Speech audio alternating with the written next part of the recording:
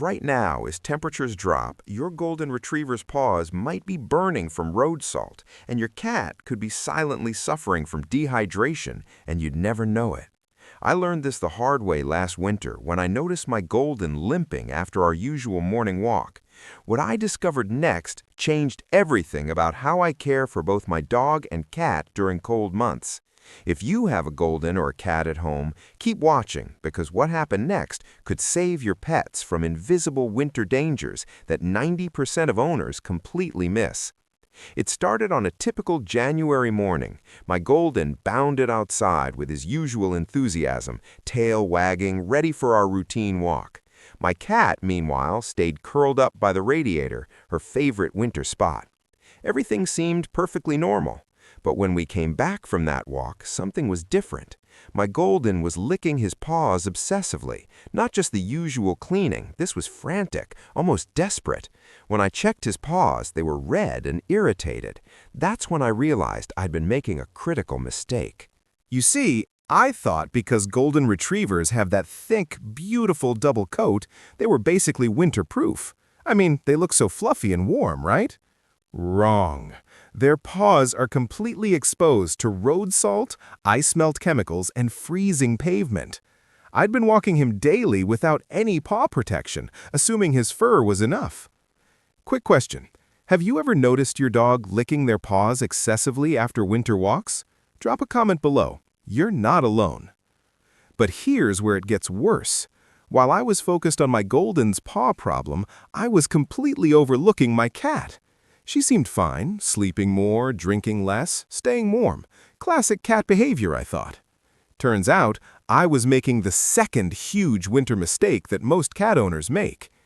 Indoor cats during winter face a hidden danger: dry air from heating systems. My cat wasn't just being lazy, she was actually becoming dehydrated.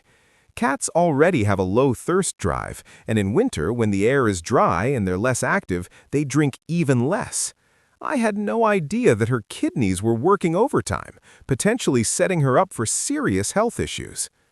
After a vet visit for my golden's paws, I asked about seasonal pet safety for both my pets. What the vet told me was eye-opening. She said that most pet owners focus on obvious cold weather dangers, like leaving pets outside too long, but miss the subtle, everyday winter hazards that cause the most harm. For my golden, the solution wasn't complicated, but I'd never thought about it.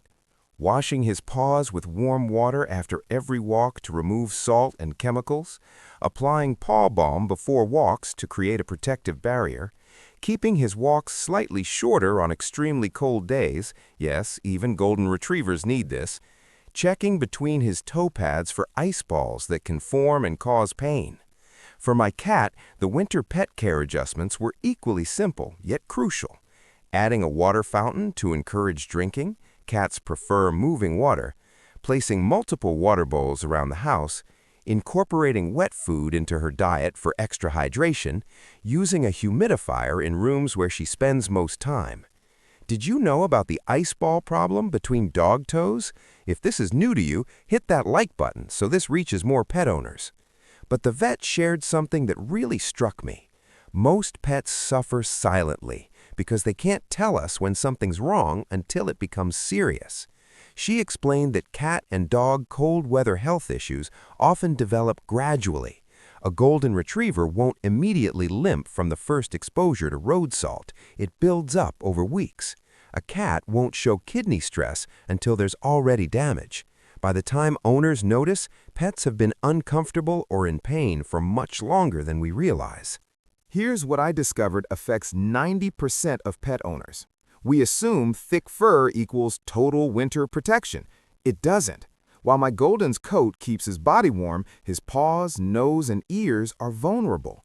And those sensitive paw pads, they can get frostbite or chemical burns just like human skin. We forget that indoor pets have winter needs too. My cat never goes outside, so I thought winter didn't affect her. But pet health winter considerations apply to indoor animals differently. Dry air, less activity, heating systems all create unique challenges. We don't adjust our routines seasonally. That same 30-minute walk that's perfect in September can be too much in January. That water bowl placement that works in summer might not encourage drinking when your cat is less active in winter. Now, months later, both my pets are thriving. My Golden's paws are healthy. I've made paw care part of our daily routine. My cat is more hydrated and active than she's been in previous winters. The changes weren't expensive or time-consuming. They just required awareness that winter pet care means different things for different animals, and that our assumptions about what they need can be dead wrong. So if you have a golden retriever, a cat, or both, check their paws tonight. Check their water intake. Look for the silent signs, because our pets depend on us to notice what they can't tell us. Your thick-coated dog might need paw protection. Your indoor cat might be silently dehydrated right now. And until you look for these specific winter challenges, you won't know. They trust us completely. The least we can do is pay attention to what winter is really doing to them, not what we assume it's doing.